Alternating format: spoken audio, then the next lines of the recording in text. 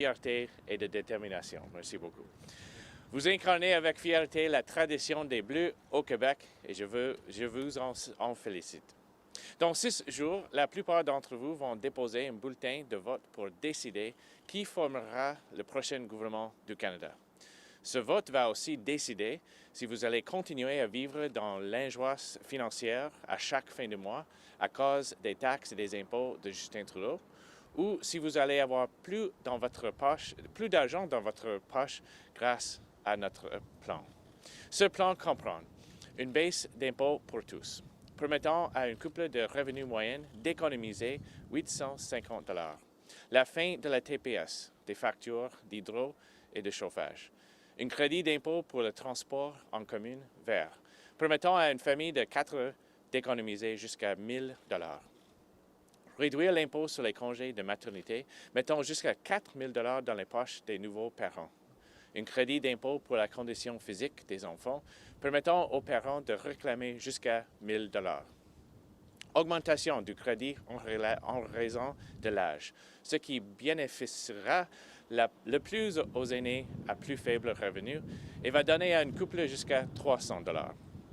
Un crédit d'impôt pouvant atteindre 3 800 $ pour des rénovations vertes aux habitations. À une famille québécoise de 4 personnes, bientôt 5, à la fin de l'année, un nouveau gouvernement conservateur aura remis plus de 4 500 $ dans ses poches. L'élection de lundi prochain va aussi contribuer à déterminer dans quelle sorte de Canada nous allons vivre au cours des prochaines années. Comme Premier ministre, je vais convoquer une conférence des premiers ministres des provinces et territoires le 6 janvier 2020 pour jeter les bases d'un nouveau départ pour la Fédération canadienne. Cela fait partie du programme d'action des 100 premiers jours de notre gouvernement. La priorité de cette réunion sera la création d'un véritable marché de libre-échange à l'intérieur de notre pays. Depuis une trentaine d'années, des gouvernements canadiens, en très grande partie des gouvernements conservateurs, ont conclu des accords bénéfiques de libre-échange et d'investissement avec plus d'une cinquantaine de pays sur tous les continents.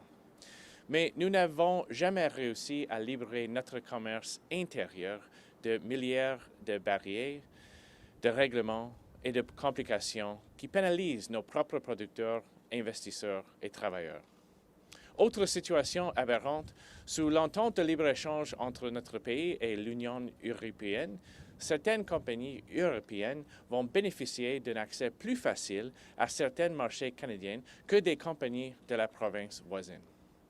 Et à cause de ce protectionnisme intérieur, nous pénalisons notre économie.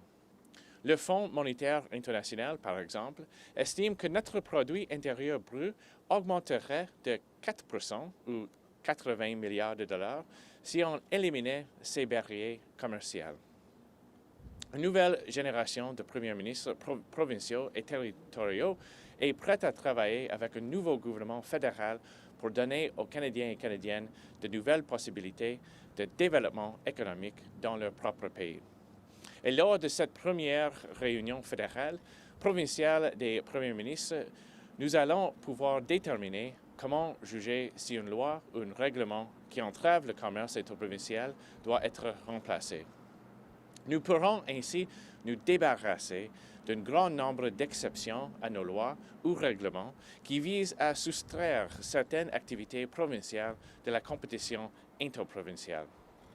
Pour favoriser une discussion soutenue et ordonnée de ce projet de libre-échange interprovincial, je vais nommer un ministre du Commerce interprovincial, dont la responsabilité sera de diriger les négociations d'un tel accord et sa mise en œuvre.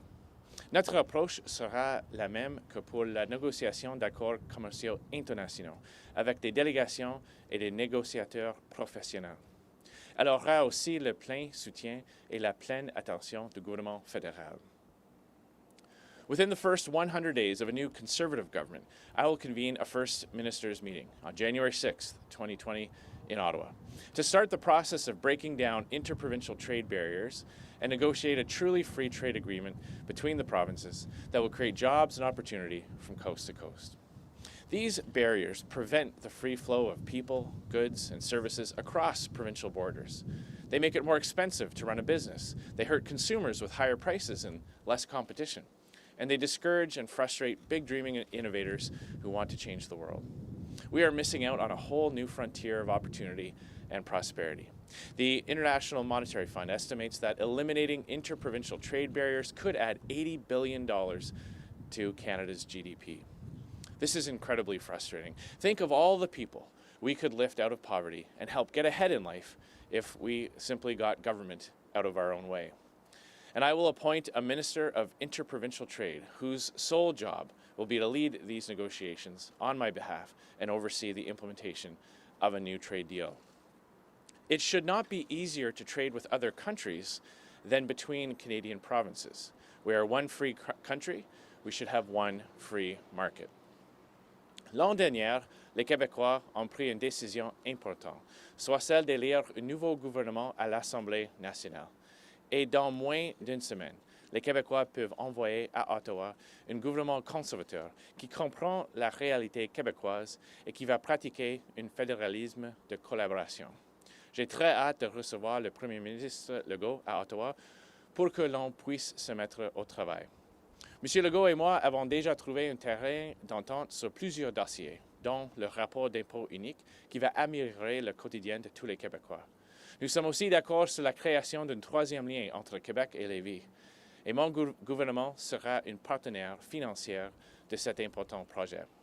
Je m'engage également à être très attentif à toutes les propositions qui pourraient permettre d'alléger le fardeau fiscal des Québécois et de l'ensemble des Canadiens. Canada was built on the idea that it is possible to achieve a common prosperity while also preserving local identities of language and belief and self-determination. And it must continue to guide us in the second half of our second century and beyond.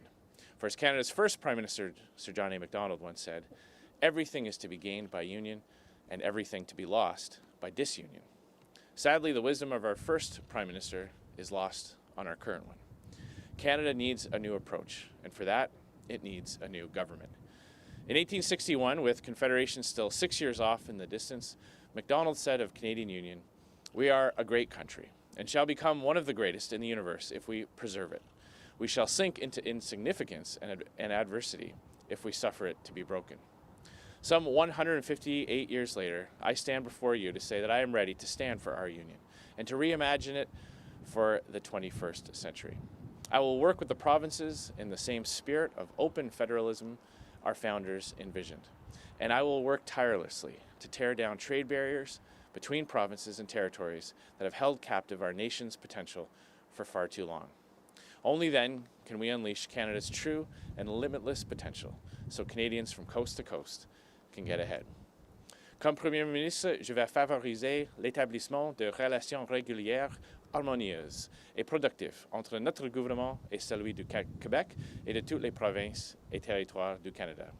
Pour y arriver, j'invite les Québécois et Québécoises à appuyer des candidats et candidates qui pourront faire partie de notre équipe gouvernementale.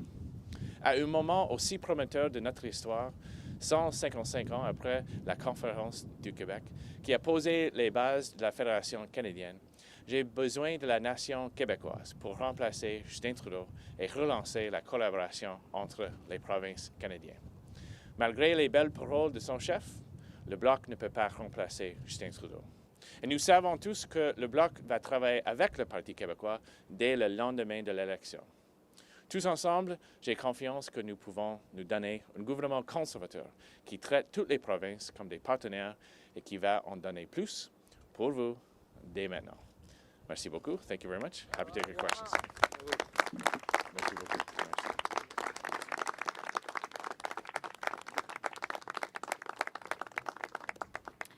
Bonjour, M. Scheer. Pendant votre course au leadership, vous aviez promis d'importantes compressions dans le service de nouvelles de CBC Radio-Canada. Je me demandais, comme premier ministre, est-ce que ce serait encore votre intention et qu'est-ce qui changerait concrètement? Je crois dans le rôle de Radio-Canada pour assurer que nos histoires, notre culture peut être protégée aussi pour que toutes les personnes qui vivent dans les régions, les coins, tous les coins du pays pour avoir accès à les nouvelles et les choses comme ça. Alors, continuer d'investir dans Radio-Canada. Mais est-ce qu'il y aurait des compressions?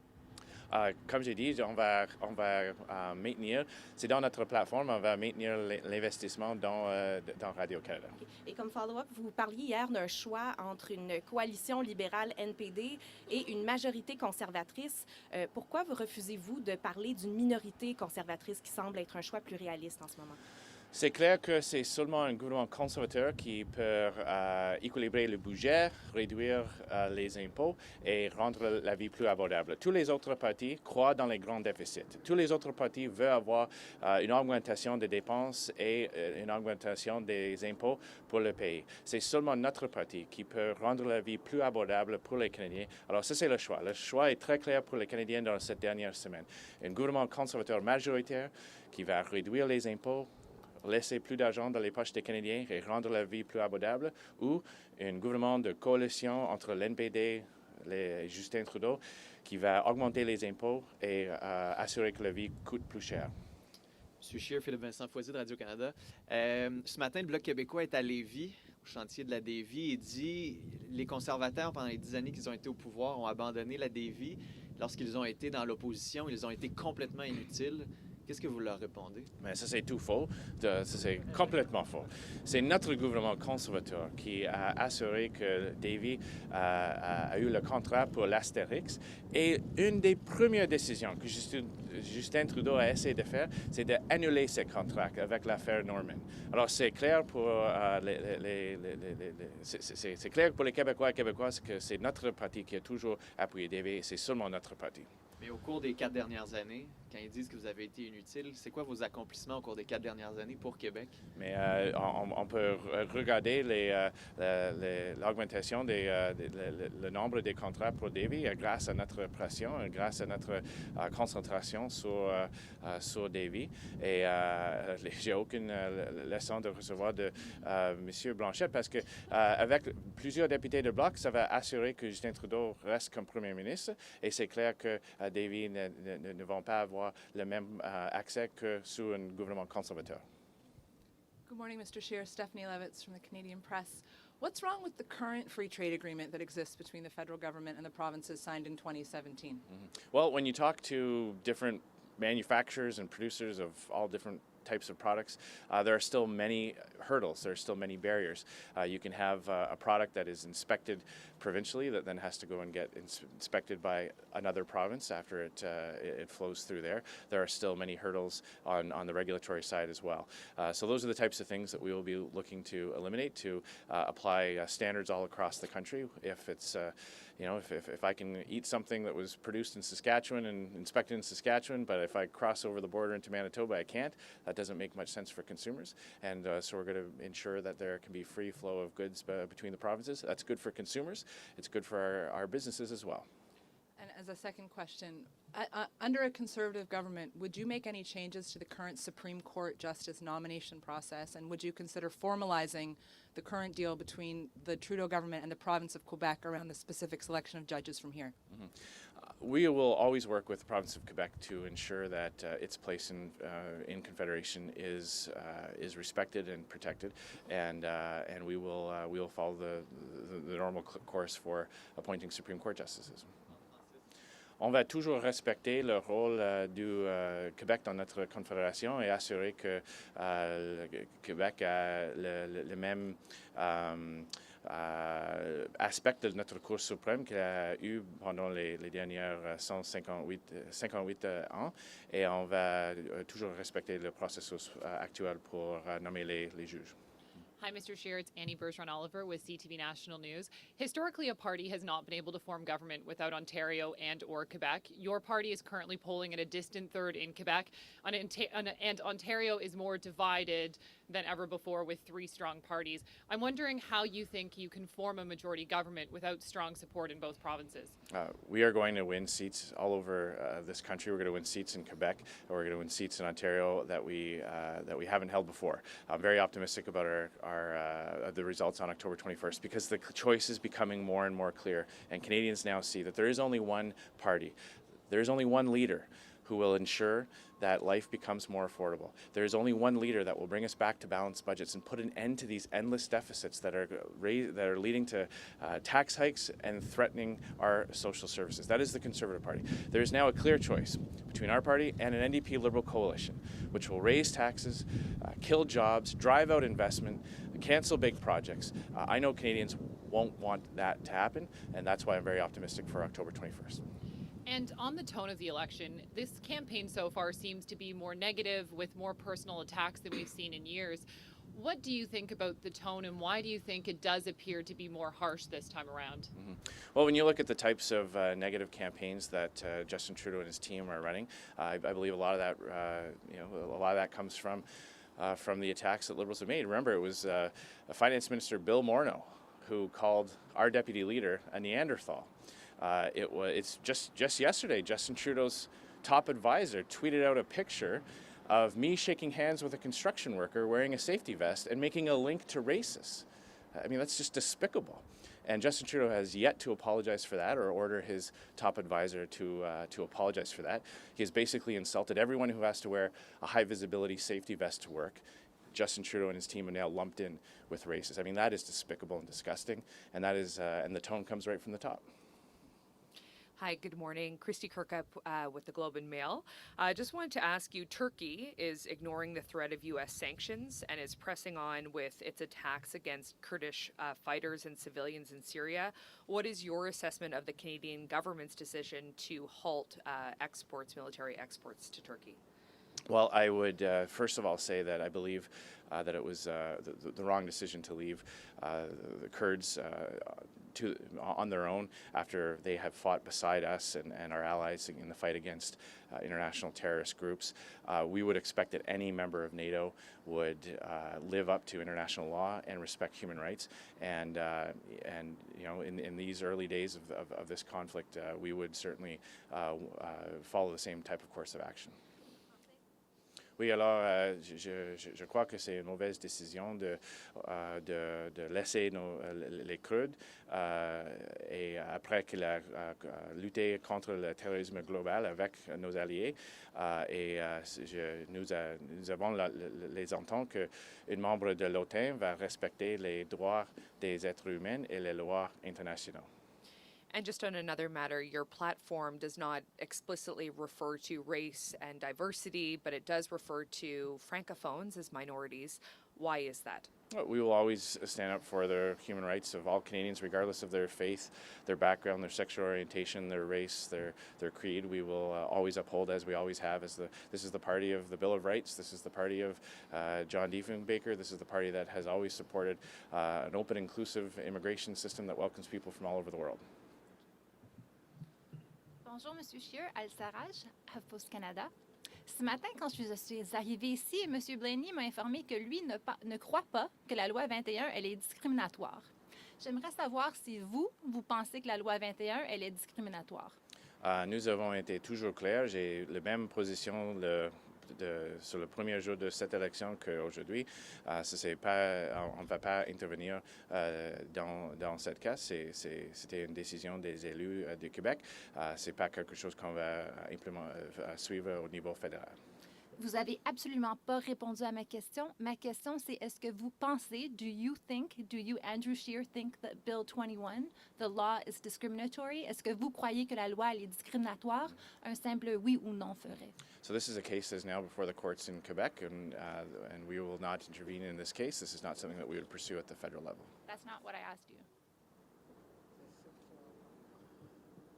Mr. Scheer, Michael Couture with Global National. Just again, you've invoked NDP Liberal coalition. Jagmeet Singh walked it back yesterday, saying he's not looking for that kind of a coalition. Why do you continue to stoke these fears for voters that there will be a coalition when at least one of the parties has said that's not happening? Well, he hasn't ruled it out, and he hasn't withdrawn or retracted his statements. He did. And he did. Well, he said that's not what he meant, sir. Well, it's quite clear that the NDP and Liberals will work together to implement high deficit, high tax government.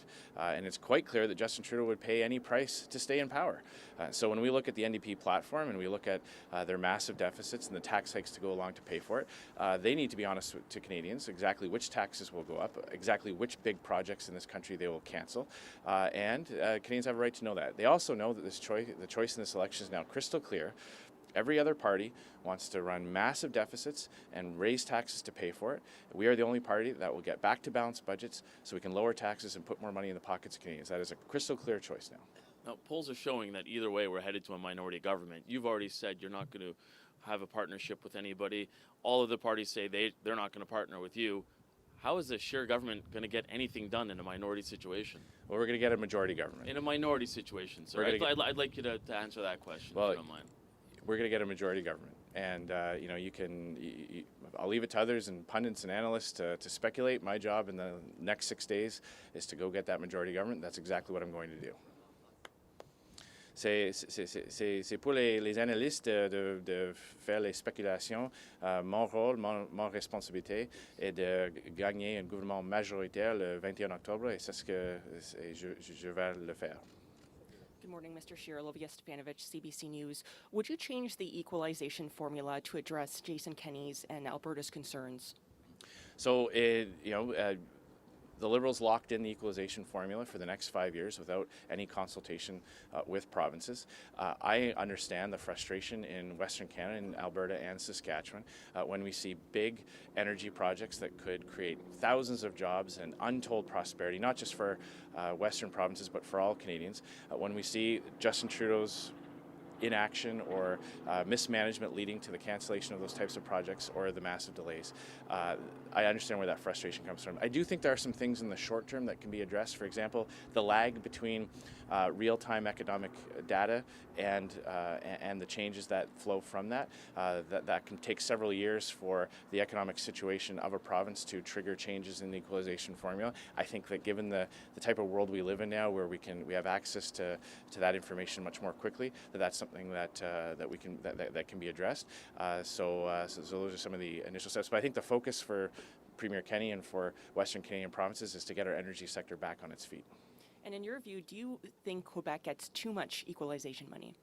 Right now, I believe that Premier Legault shares the same goal that my former Premier Brad Wall had, which is to get Quebec off of equalization, to create the types of conditions where there can be the economic growth and the jobs that come along with it, to not need equalization.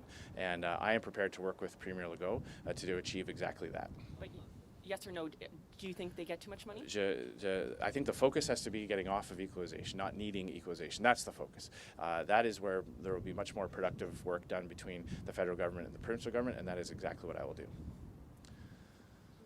En français, oui. Je sais que la priorité pour M. Legault, c'est d'atteindre la position où il n'a pas besoin de la péréquation. Je sais que comme les gens de Saskatchewan, on n'était pas fiers d'avoir besoin de la péréquation. Je sais que c'est le même cas ici au Québec et mon priorité, c'est de travailler avec Premier Legault pour la croissance économique. Good morning, Mr. Scheer. Katie Simpson, CBC News. A couple of weeks ago, after the first French language debate, you told reporters that personally, on the issue of abortion, you are pro-life, but if you form government, that you will protect a woman's right to choose, you won't open that issue. That's not somewhere you're going. I'm curious if that's your same approach to the issue of same-sex marriage, given that you've been asked numerous times throughout this campaign and even before this campaign about whether your position has evolved from 2005. You have said that other people were saying the same things that you were saying at the time in the House of Commons. You've said you will protect the law as it stands, but you've never said either way whether you actually personally support same-sex marriage. So do you take that same approach that you take to abortion, where you personally are against it, but publicly and professionally will support it? Is that your approach to same-sex marriage? Do you personally not support it, but promise not to touch it if you are elected Prime Minister? As you know, at the time that I was first elected, there was a debate before Parliament and indeed before Canadians. There were two elections where this was an issue before Canadians, and I represented the views of my constituents and my own views at the time. And society has moved on, and I have moved on. That doesn't answer my question. So do you personally? But the question is, do you take the same approach to this social issue that you do with abortion, where you say, okay, personally, I am not for this, but as Prime Minister, I won't go near it? Is that your approach to same-sex marriage as well? I take the approach of protecting the rights of all Canadians, including LGBT Canadians, and I'll always defend their rights and defend the law. So is that a yes? I will always protect the rights of LGBT Canadians and ensure that they have access to marriage and protect the law as it stands. Bonjour, M. Scheer. Compte tenu de votre cadre financier en infrastructure, là, les libéraux ont émis un communiqué ce matin en disant que selon votre plan, là, il y a de grosses chances que le financement fédéral pour le projet de transport structurant à Québec ne soit pas au rendez-vous, que vous annuliez une fois au pouvoir là, ce 1,2 milliard de dollars. Alors ma question, est-ce que si vous formez le prochain gouvernement, vous pouvez garantir que vous allez continuer à financer le projet de tramway à la hauteur de 1,2 milliard de dollars? Oui, alors c'est complètement faux. C'est un autre mensonge au part des libéraux. J'ai fait un engagement, j'ai promis de continuer tous les projets qui étaient approuvés. Et alors la réponse est claire, c'est oui. On va assurer que ce projet sera réalisé. Dans les mêmes délais? Oui, oui, ça c'est notre engagement. Chaque projet qui a été approuvé, qui a des signatures de tous les niveaux de gouvernement, on va respecter, on va continuer avec ces projets. Merci. Bonjour, M. Scheer, Julie Couture, TVA. Avez-vous l'impression que le premier ministre François Legault, de par ses demandes lors de cette campagne électorale, vous a nui aux conservateurs au profit du Bloc québécois? C'est normal pour les premiers ministres de chaque parti, de chaque province, pendant une élection, de soulever les enjeux qui sont importants de leur province. Je respecte les demandes de M. Legault. Il y a beaucoup dans son liste qu'on a déjà dit, on est préparé de le faire, comme un seul rapport d'impôts et les choses comme ça. Alors, j'ai hâte à travailler avec M. Legault après le 21 octobre. Mais sur la question environnementale, M. Scheer, son rejet du corridor énergétique, ça ne vous a pas aidé. Vous ne pouvez pas dire que ça vous a aidé lors de cette campagne. Je suis confiant que toutes les provinces vont réaliser avec un corridor énergétique qu'on peut réaliser les grands projets qui créent les emplois, qui aident à la croissance économique. Et l'autre chose, c'est clair, c'est que le Bloc québécois va... M. Blanchette aimait de prétendre être le meilleur ami de M. Legault. Mais M. Legault n'a pas besoin de M. Blanchette à Ottawa. C'est clair que le lendemain après les élections, le Bloc va travailler avec le Parti québécois pour lutter contre M. Legault, parce que son priorité, c'est un nouveau référendum. Ça, c'est clair. Alors, pour les Québécois et Québécoises, si les Québécois et Québécoises veulent avoir un gouvernement avec les députés autour de la table des décisions, c'est le Parti conservateur qui peut représenter les Québécois et Québécoises et leurs intérêts. So it's very clear that M. Blanchette's priority is not to be M. Legault's best friend. It is to work with the Parti Québécois the day after the election to revive the sovereignty movement and work towards a second referendum, another referendum, sorry. And it's quite clear that if Quebecers want their members of parliament to be around the decision-making table, then it is the Conservative Party that can represent their issues and defend their interests. Good morning, Chris Selly from the National Post. Twice this morning, you've promised to be the Prime Minister who would stand up for all of Canadians' rights, and then again this morning, you've promised not to stand up for the rights of Quebecers who are affected by Bill 21 if you become Prime Minister. It can't be both, can it? Well, as I said, our position on this has always been the same. This was a decision taken by the Assemblée nationale and is now before the courts. At the same time as you respect provincial jurisdiction, you're planning to bring back the Office of Religious Freedom to intervene on behalf of religious minorities in foreign jurisdictions. Is Bill 21 not the kind of law that you envision the office fighting in other countries? Well, as I said, this is a decision that was taken by the Assemblée nationale and elected representatives of Quebec, and we're not going to intervene in this case. Good morning, Mr. Scheer. Julia Page, CBC Quebec. I'd like to hear you on the GNL Quebec pipeline and terminal project in the Saguenay. This morning, there's a group of 40 economists who signed a letter opposing the project. Earlier this summer, there was a group of 150 scientists also opposing the project. Both argue that replacing coal by natural gas in other countries is no longer the way to go in 2019. So I'd like to ask you, how would a Conservative government take into account those expert opinions and that science when it comes to supporting and approving fossil fuel projects? Well, I believe it's self-evident that if we can export our natural gas and other countries have access to that and are able to replace their coal-fired electrical plants or their other sources of energy, that's better for the environment. And that's precisely why our environmental plan takes the climate change fight global, recognizing that we extract our natural resources in Canada at the highest environmental standards. And when the world has more access to Canadian energy, it means that they're not burning dirtier coal, that they're not buying oil and gas from regimes with terrible human rights records. So I believe that projects that can attain those very high standards should be allowed to proceed. But that's actually... En français, c'est clair, c'est évident que si les autres pays ont l'opportunité d'acheter notre énergie propre, le gaz naturel, et pour remplacer les centrales basées sur le charbon, que ça c'est mieux pour l'environnement. Ça c'est la raison pour laquelle notre plan pour l'environnement a un aspect mondial.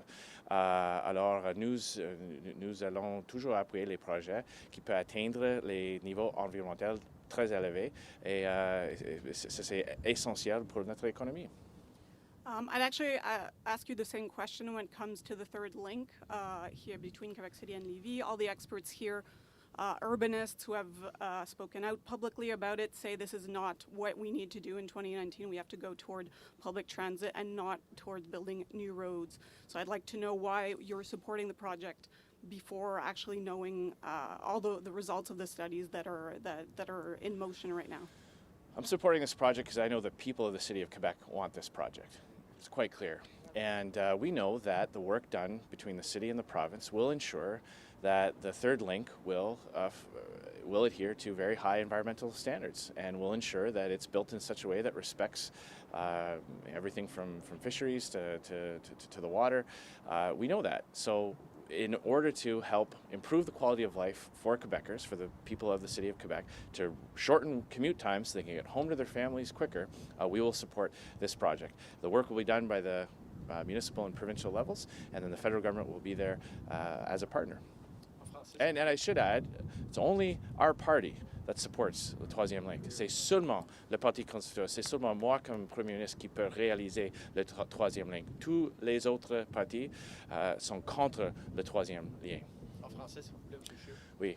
Alors, j'ai appuyé ce projet parce que les gens de la ville de Québec appuient ce projet. Ils veulent avoir un troisième lien pour réduire le temps dans les automobiles et nous avons fait un engagement qu'on va appuyer tous les projets comme ça. Et c'est seulement moi, c'est seulement le Parti conservateur, c'est seulement les députés conservateurs qui peuvent réaliser ces projets. Martin Busutil de choix.